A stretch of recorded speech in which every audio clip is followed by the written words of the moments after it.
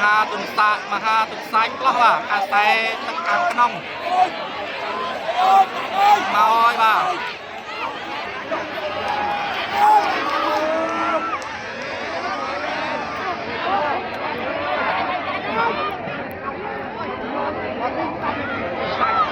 បាទតាមមហាទុនសាយ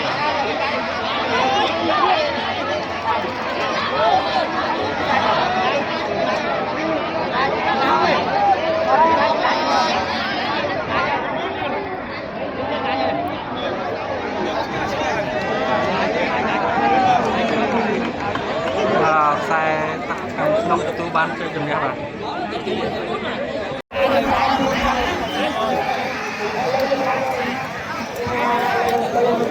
ខ្សែទឹកខាងក្រៅមហារសាច់ផ្លោះ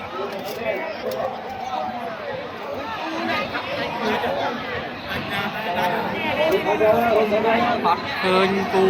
ដៃគូមកដៃគូទុកមកតាមក្រោយនេះដៃគូគាត់អានេះមកបងជាហ្នឹងហាត់ត្រឹកបាទអានេះមកឡើងចិត្តជាកំហែងជ័យបារមីវត្តស្វែងដែតហាងសាយគាត់ទៅនោះបាត់ហើយដាច់បាត់ហើយ